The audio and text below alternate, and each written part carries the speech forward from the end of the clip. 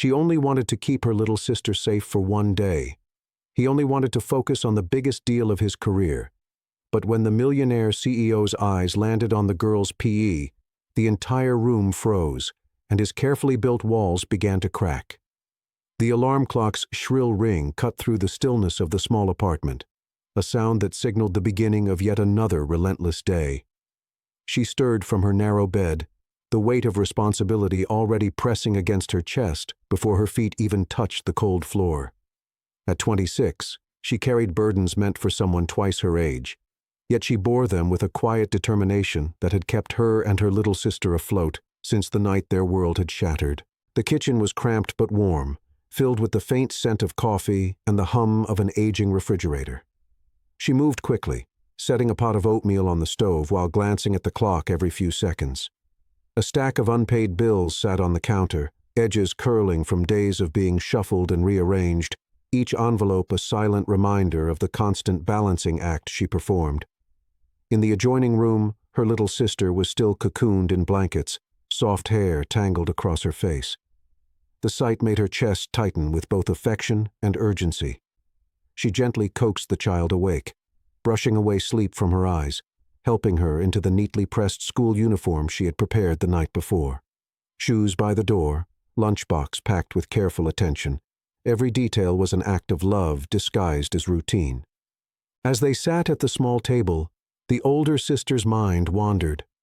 She thought of the extra hours she had picked up last week, the missed meals, the constant calculation of what could be stretched and what could be sacrificed. Her own dreams, once vibrant, had been folded away neatly, replaced with lists of expenses and schedules. Yet, when the little girl's hand reached for hers, the exhaustion softened into a quiet resolve. The morning unfolded with practiced precision. Coats on, keys in hand. Lock the door. A brisk walk to the bus stop in the crisp air. She mentally reviewed the day ahead. Deadlines to meet, files to organize, an important investor meeting her department was preparing for. Bringing a child into that environment was unthinkable, disruptive, risky, and yet she felt a small relief that today, at least, would follow the usual rhythm. That illusion shattered when they reached the school gates. A small notice taped to the door announced the unexpected closure. School closed today due to emergency maintenance. Her breath caught. The other parents were already turning back with their children, some calling home, others muttering under their breath.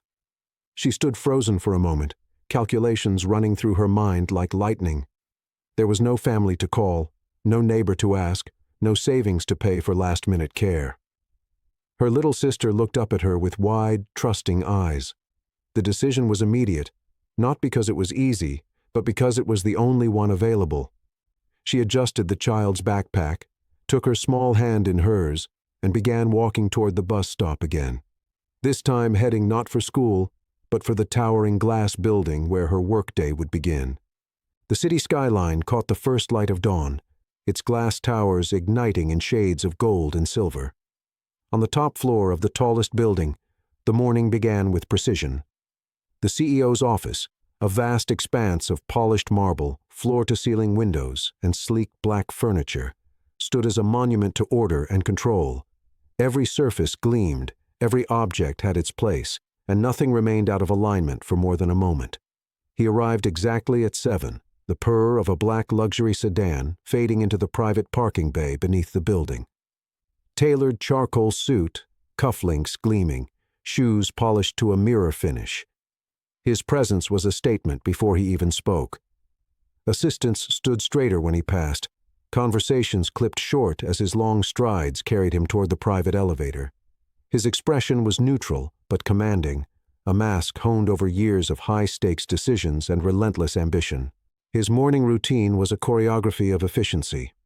A leather-bound planner lay open on his desk, notes from the previous evening arranged in precise columns. A single espresso, prepared exactly the way he preferred, waited at the corner. He reviewed the day's agenda without distraction. Department updates, legal sign-offs, and most critically, the investor meeting scheduled for mid-morning. It was a deal that could shift the company's trajectory, and he intended to dominate the conversation. Yet beneath the immaculate exterior, there were shadows. Colleagues whispered of his guarded nature, how he kept people at arm's length outside the boardroom. He was known to be decisive, almost ruthless. Yet when it came to children, there was an unspoken distance. Not dislike, but something quieter, heavier, as though old memories lay in wait, ready to surface if he let his guard slip. It was the one aspect of his life no one dared question. The office reflected his personality. A wall of awards and framed magazine covers celebrated his achievements, but his desk bore no personal photographs. Instead, a single silver pen rested on a custom stand, and a crystal paperweight caught the morning light, scattering it across the black glass surface. The view below stretched for miles. The river's curve, the constant pulse of traffic, the city breathing beneath him. It was a view reserved for those who had clawed their way to the top. By the time most employees were still settling in, he had already reviewed quarterly projections, finalized talking points, and rehearsed possible negotiation outcomes. The meeting was hours away, yet his mind was already sharpening strategies. Every move today mattered. Investors would expect precision, confidence, and vision, and he would give them all three. What he could not foresee was that before the morning ended, his focus would falter. The arrival of one small, unexpected figure in his perfectly controlled world would force him to pause for the first time in years. And when his eyes caught the unmistakable PE she carried, the man who never wavered would feel something shift deep within him. The lobby of the corporate headquarters was a cathedral of glass and steel, its vaulted ceiling soaring above polished marble floors that gleamed like a mirror. The air was crisp, faintly scented with expensive cologne and fresh-cut flowers from the towering arrangements positioned at each corner. Every movement inside the building seemed purposeful. Heels clicking sharply, suits gliding past, voices kept low and clipped. She stepped through the revolving doors, little sister in tow, immediately aware of how out of place they appeared in this curated environment. The building was not designed for children. It was a space of deals, deadlines, and calculated impressions. A receptionist with perfect posture and a practiced smile glanced at them briefly before returning to her computer screen, fingers tapping in rhythm. The elevator ride to the top floors was lined with muted conversation from other employees, the kind of guarded exchanges that never crossed into personal territory. She stood quietly in the corner, her badge clipped neatly to her blazer, the little sister's small hand gripping hers tightly. Every floor they passed was another reminder of the hierarchy that ruled here, from marketing to finance to the coveted executive level where she worked. Her role as a junior assistant in the CEO's department was both an opportunity and a constant test. She handled schedules, organized documents, and ensured that even the smallest details ran smoothly for the upper management. Mistakes were not simply corrected here. They were remembered. The expectation was unspoken but clear. Perfection was the minimum requirement. Her colleagues in the department moved with an almost military precision. They wore muted colors, spoke in concise sentences, and kept personal matters locked away from sight. She had noticed early on that warmth was rare, and friendships rarer still. Everyone was aware of how closely the CEO valued efficiency, and no one wanted to risk falling short of his standards. Even a misplaced file could be enough to mark someone as unreliable. Within this rigid structure, bringing a child was unthinkable. It broke the illusion of constant readiness and undivided focus.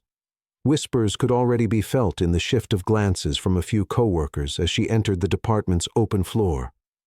They didn't say anything aloud, but the slight lift of brows and the way eyes flicked toward the child spoke volumes. She settled her little sister in a chair near her desk, instructing her to stay quietly occupied. Yet every moment carried the risk of disruption. A laugh too loud, a dropped pencil, a curious wander toward the wrong door. The weight of that risk pressed heavily against her as she logged into her computer, fingers moving quickly over the keys. The hum of printers, the muted ring of phones, and the steady rhythm of typing filled the space. From the far end of the hallway, she could see the closed double doors of the CEO's office, a silent reminder that the man behind them ruled not only the company, but the careers of everyone within it. And today, with her little sister beside her, every step felt like walking a tightrope with no safety net. The morning had already carried the weight of uncertainty, But walking through the executive department with her little sister made every step heavier. She kept her grip firm on the child's small hand, guiding her toward her desk with measured strides, as though moving too quickly might draw more attention. The girl's wide eyes scanned the surroundings, the towering shelves of files, the soft glow of recessed lighting, the steady current of people moving with purpose. Her little sister wore a pale blue cardigan over a neatly pressed dress, her hair tied back with a ribbon that had been smoothed flat 3 times before they left home. The older sister had chosen the outfit carefully, hoping that looking well presented would make her presence less disruptive. In her other hand, the child carried a small tote bag filled with quiet distractions, coloring books, pencils, and a single plush toy whose ears had been worn thin from years of being held. As they passed the long row of desks, a few heads lifted. Some eyes flicked over the child briefly before returning to their screens, but others lingered with barely concealed curiosity. She knew those glances would later become whispered questions over coffee breaks, questions she couldn't afford to answer. Her own desk was tucked against a wall, offering a modest degree of privacy. She positioned her sister in the chair beside her, placing the tote bag within easy reach. A whispered reminder to stay close and silent passed between them in a look rather than words, and then she turned back to her computer. Her fingers began the day's work, arranging schedules, confirming meeting times, and preparing briefing notes for the CEO's investor presentation. Every sound seemed magnified in her awareness. The scratch of a crayon on paper, the faint rustle of pages turning, the occasional creak of the chair. She forced herself not to look over too often, though her mind kept circling back to the risk. One moment of disruption could undo months of careful professionalism. Midway through sorting a stack of documents, she caught sight of movement out of the corner of her eye. Her little sister was leaning slightly forward, watching the corridor that led to the executive offices. Her expression was one of innocent fascination, the kind only a child could have in a place so cold and formal. The older sister followed her gaze for a fraction of a second. Nothing there, just the empty stretch of polished floor and the closed doors at the far end. Still, she felt a faint prickle of unease. She redirected her focus to the work in front of her, determined to stay unnoticed for the rest of the morning. But in the quiet corners of her mind, she knew the day would not pass so easily. The walls of this building were built for efficiency and order, but children had a way of drawing eyes. Sooner or later, those eyes would belong to the one person she least wanted to notice. The double doors at the far end of the corridor opened with a smooth, deliberate motion, and the sound of measured footsteps followed. The rhythm was unmistakable, steady, confident, unhurried, the kind that made employees straighten in their chairs before even seeing who approached. Conversations thinned to silence. The hum of the office seemed to hold its breath. He emerged from his office flanked by 2 senior managers, a slim folder in his hand, his expression unreadable. Each step carried the weight of authority, his gaze fixed ahead with the precision of someone already calculating his next move.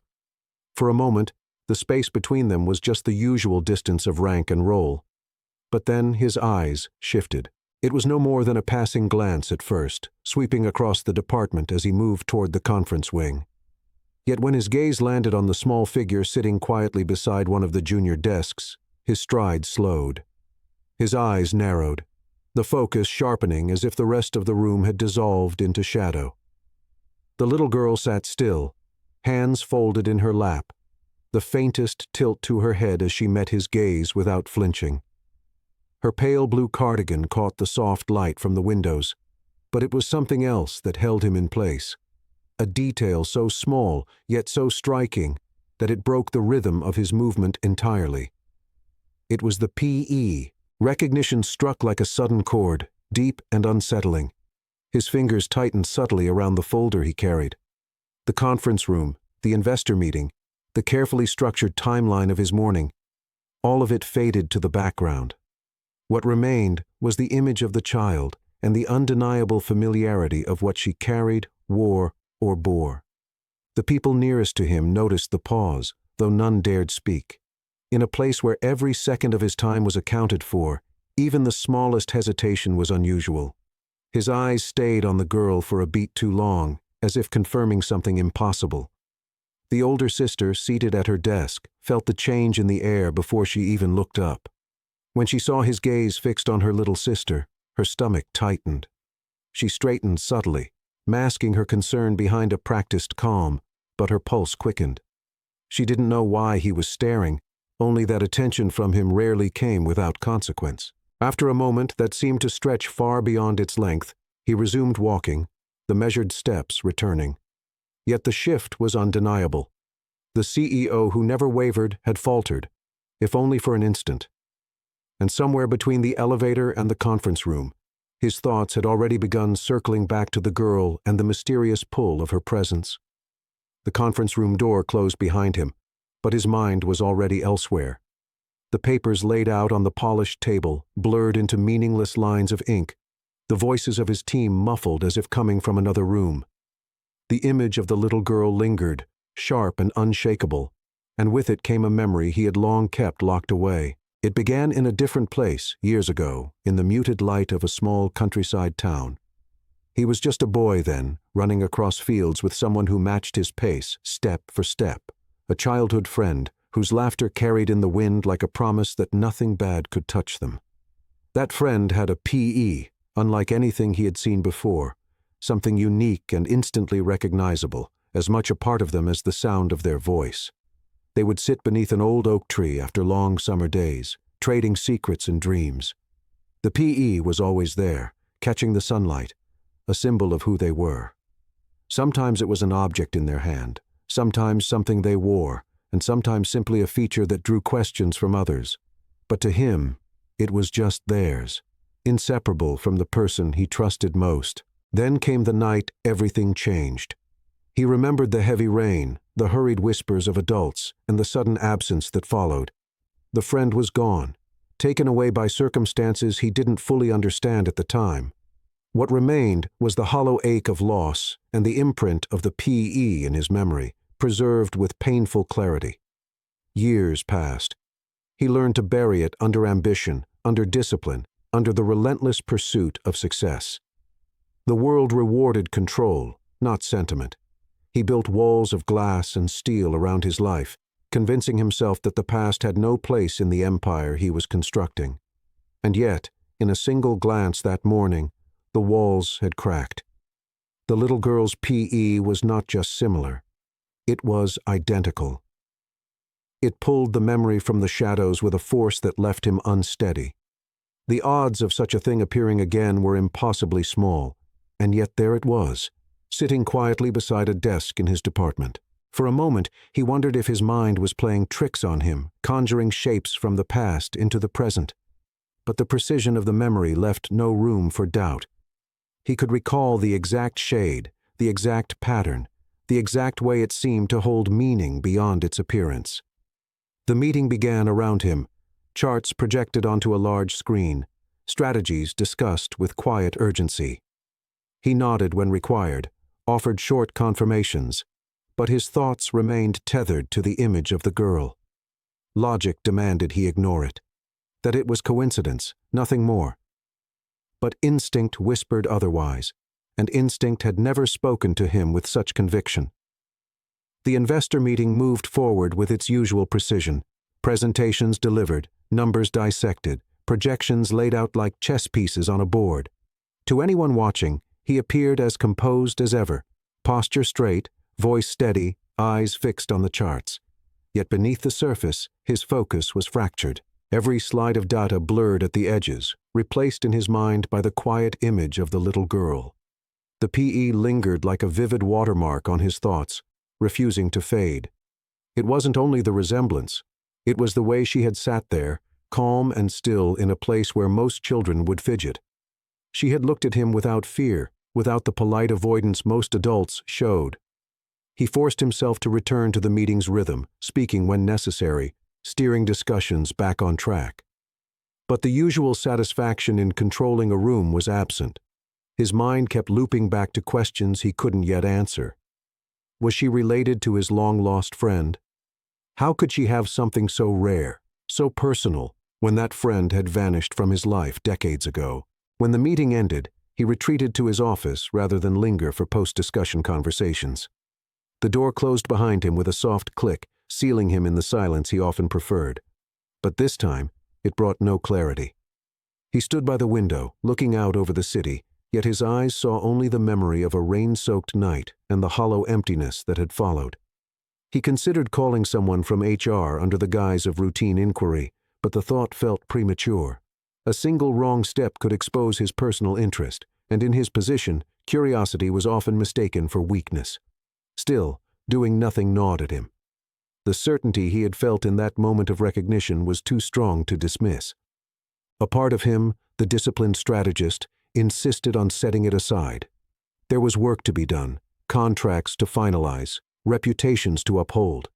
This was the same part of him that had learned to suppress emotion in boardrooms, that had driven him to build an empire brick by brick without letting the past distract him. But another part, quieter yet persistent, whispered that some things could not be ignored, no matter how inconvenient they were. As the hours passed, he worked, but his efficiency was dulled. He caught himself glancing toward the corridor more than once, half expecting to see the small figure appear again. He imagined walking over, asking questions, confirming what his instincts told him, but each time, the calculation of risk stopped him short. By late morning, the tension had settled into something heavier, a resolve not yet formed, but inevitable. Sooner or later, he knew he would need to understand who the girl was and why her presence had shaken him so completely. The only question was whether he could wait until sooner became unavoidable. The day moved forward in its usual current of deadlines and silent urgency, yet an unspoken pull seemed to tug at the edges of the morning. She had managed to keep her little sister quietly occupied beside her desk, but the stack of documents that had just landed in her inbox changed everything. The files were urgent, last-minute revisions for the investor portfolio, and they needed to be placed directly into the CEO's hands before his next round of calls. Under normal circumstances, she would have dropped them off through his executive assistant, but that desk, at the end of the corridor, was conspicuously empty. The absence left her with no choice but to make the delivery herself. She hesitated. The thought of bringing her little sister anywhere near his office sent a current of unease through her. Still, leaving the child unattended was impossible. With quiet efficiency, she gathered the papers, adjusted the strap of her work bag, and took the small hand offered to her without question. The walk down the executive corridor was long and hushed, lined with framed awards and photographs of corporate triumphs. The carpet softened their footsteps, making the space feel even more private, more dangerous for an uninvited presence. She kept her pace steady, resisting the urge to rush, as though moving slowly might render them invisible. At the far end, the glass-paneled door to the CEO's office stood partially open. The low murmur of a phone call filtered out, his voice calm and deliberate. She knocked lightly, prepared to leave the folder on the side table just inside, but his voice called her in before she could retreat. Inside, the air felt cooler, more precise, as though every degree and every detail had been measured. The CEO sat at his desk, phone cradled between shoulder and ear, pen poised over a sheet of notes. He glanced up as they entered, and for a moment, the conversation on the other end of the line ceased to exist for him. The little girl had wandered a single step forward, her eyes drawn to the view beyond the vast windows. Sunlight caught the edge of her PE, illuminating it in the stillness. His gaze locked on it instantly, the familiar shape and texture pulling his thoughts away from the words he had been speaking seconds before. The pause was brief, but telling. He recovered, finished the call with quiet finality, and set the phone down. She placed the documents neatly on his desk, her posture professional, her eyes carefully avoiding his. Yet she could feel his attention lingering, not on her, but on the small figure at her side. The room seemed to narrow in that moment, the hum of the city beyond the glass fading into silence. It was not a conversation, not even an exchange of expressions, but a recognition that settled in the air, heavy and unspoken. When she turned to leave, his gaze followed them until the door closed behind them. The door had closed, but his mind stayed fixed on the image that had just walked out. The room still felt altered, as if the air had shifted somehow. He leaned back in his chair, fingers steepled under his chin, eyes narrowing in thought. It would have been easy to dismiss the moment, a chance resemblance, an overactive memory. But the certainty in his gut refused to be silenced. He had built his career on trusting instincts sharpened by years of negotiation and risk assessment. Those instincts were now telling him that the girl was not just a random visitor. He began with what could be accessed without drawing attention. His computer screen came alive with secure databases, company records, and personnel files. He navigated through layers of information with the practiced ease of someone who understood both what to look for and how to avoid leaving traces. Her employee profile appeared first. Name, date of birth, address, position, all the standard entries. She had been with the company for just under a year, her role steady but unremarkable in the vast corporate hierarchy. There were no recorded absences, no disciplinary notes, nothing to hint at personal complications. But it was the emergency contact section that caught his eye. The name listed there did not match hers. It was the little sister's name, followed by the word guardian in parentheses. The detail sent a quiet ripple through his thoughts. Guardianship implied absence of parents, and absence often meant stories left untold. He cross-referenced public records, piecing together fragments of a life that had never crossed into his world until now. The data confirmed what he suspected. The sisters lived alone, the younger still in primary school. No mention of other relatives. No visible link to the past, he remembered, at least not in the documents. Still, the connection felt too strong to dismiss. He searched further, this time outside official channels. Archived news clippings, school announcements, community bulletins, anything that might tie their family to the thread of memory he was chasing. He found little of substance, but enough to suggest a history marked by sudden loss and quiet perseverance. The clock ticked past the hour without him noticing. The work waiting on his desk sat untouched, the meeting notes from earlier still scattered. His focus had shifted entirely, and with it came a question he could not yet answer. Was this pursuit rational, or was he letting sentiment steer his judgment for the first time in years? A soft knock at the door drew him back. An assistant entered with a reminder of his next engagement, and he gave a curt nod, masking the distraction behind his usual composure. But as soon as the door closed again, his eyes returned to the screen. The information he had gathered was incomplete, but it was enough to keep him looking. Somewhere in the quiet spaces between fact and memory, the truth waited, and he intended to find it. The rest of the afternoon unfolded in a blur of half-finished tasks and meetings that felt more like obligations than priorities. His thoughts kept circling back to the same point, the same image. The little girl's PE, shining briefly under the office light before she disappeared from his view. That evening, after most of the building had emptied, he stayed behind, the city lights below forming a restless mosaic. From the top floor, the world seemed far away, yet his mind was trapped in the narrow confines of memory. He opened the locked drawer of his desk, pulling out a small velvet-lined box. Inside lay an object wrapped carefully in a piece of worn cloth. He unfolded it slowly. There it was, the same PE he had seen earlier that day, only this one had belonged to his childhood friend. Time had not dulled its details, the intricate design, the unique markings that made it unlike anything else. It was not simply a trinket. It was a one-of-a-kind creation, handcrafted decades ago by someone in their small town, given as a token of connection. His friend had treasured it, never seen without it. How could the little girl have one exactly like it? He remembered the way his friend had explained its origin, how it was meant to be part of a pair, two pieces that matched perfectly, each carrying half of a story. Theirs had been the first. The second was said to be intended for someone significant in the future, yet he had never seen the second piece, not until today. The realization unsettled him.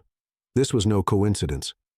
Either the girl had somehow come into possession of the missing piece, or she had inherited it, which would mean she had a direct connection to the person he had lost. He traced the contours of the object with his thumb, the texture familiar under his skin. Memories returned with sharp clarity. The laughter under the oak tree, the quiet talks on warm summer evenings, the promise they had made to always find each other again. no matter the distance. That promise had been broken not by choice, but by the forces that had separated them.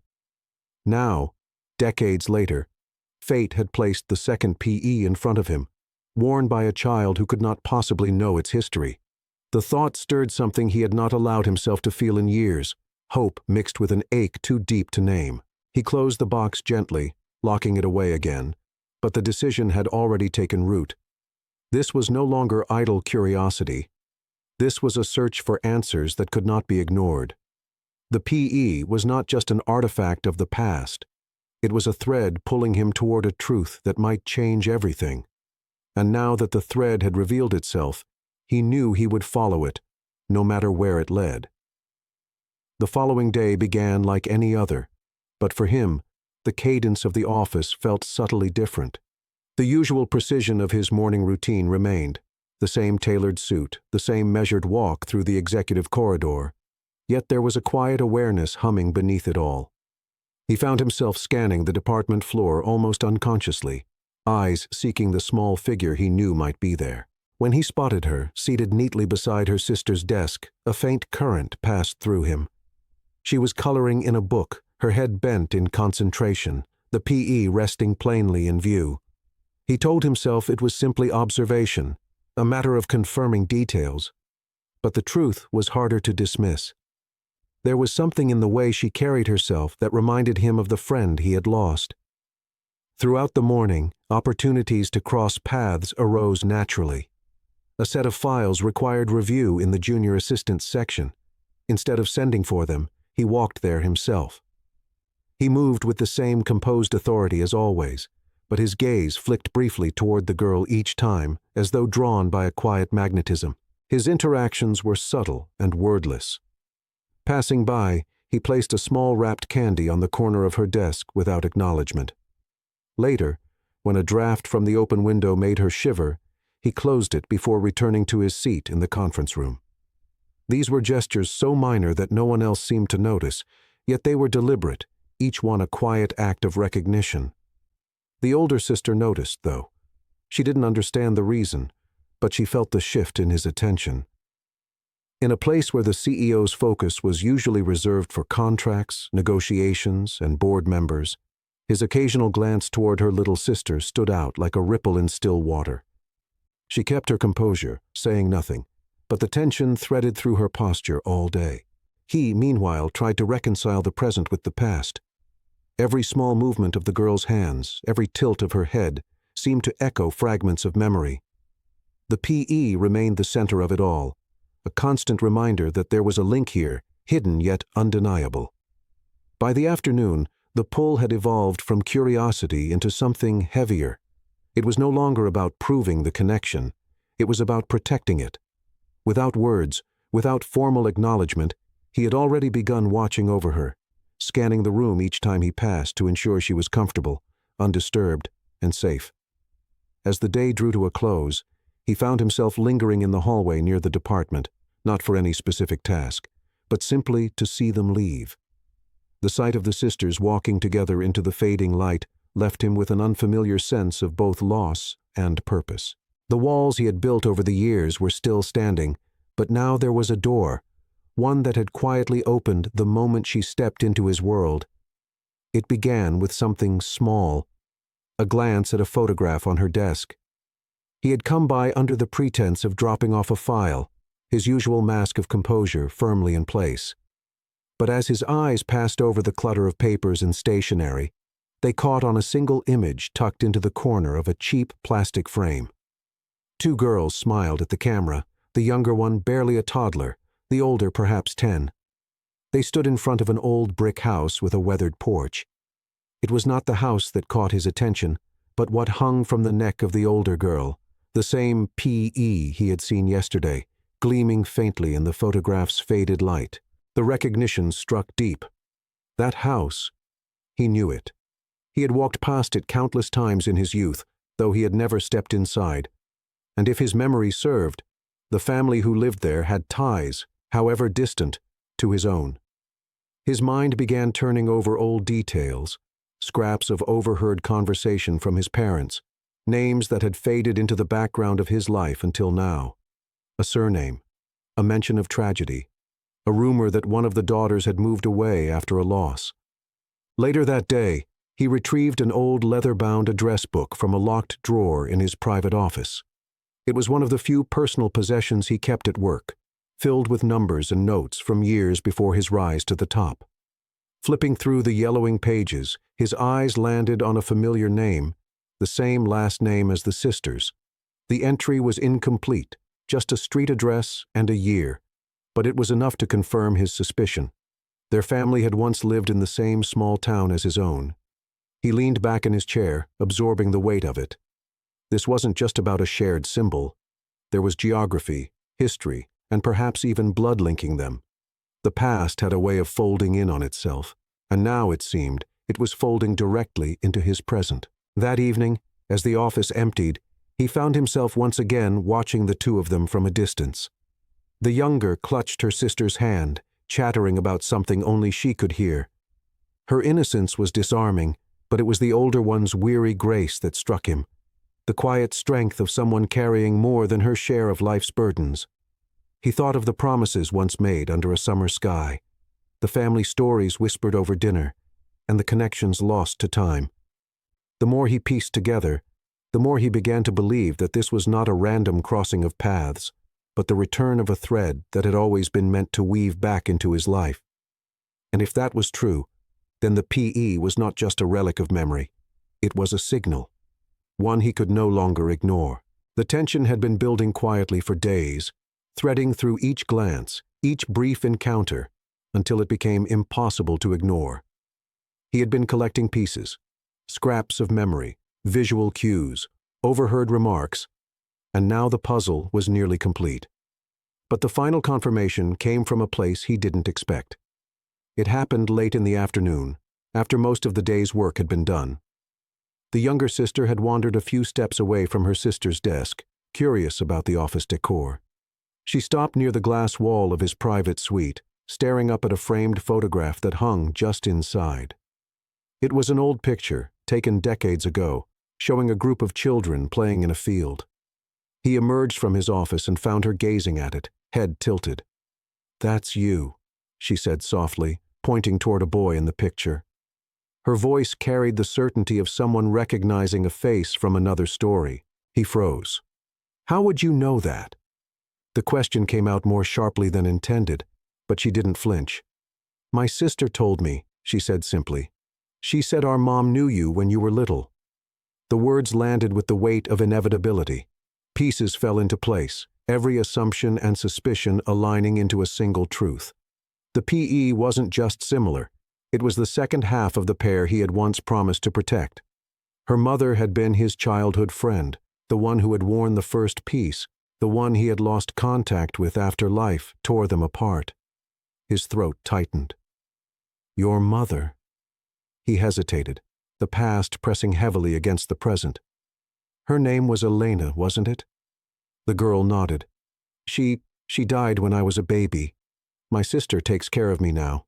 For a long moment, the office seemed to fall silent, the hum of electronics and the distant chatter fading away. He glanced toward the older sister, who was watching warily from across the room, her expression a mix of suspicion and curiosity. He could see the exhaustion in her eyes, the guardedness of someone who had learned to stand alone. When he walked over to her, she straightened, bracing herself. But instead of the reprimand she seemed to expect, he spoke quietly. "Your mother and I, we were friends, very close friends. That PE," he nodded toward the younger sister, "was part of something she and I shared." The words felt heavy in the air, but they carried a strange relief. The truth was no longer a secret locked away in memory. It was out, breathing in the open, connecting them in a way that neither could deny. The older sister didn't reply immediately, but the stiffness in her shoulders eased, just slightly. And in that moment, he knew this was only the beginning. The air in the room felt different after the truth was spoken, not lighter, but clearer, as if the fog of uncertainty had finally lifted. Still, the revelation didn't dissolve the tension instantly. Years of self-reliance had taught the older sister to be cautious. And the CEO, despite his wealth and authority, was treading on unfamiliar ground. He returned to his office without another word, but the conversation lingered in his mind.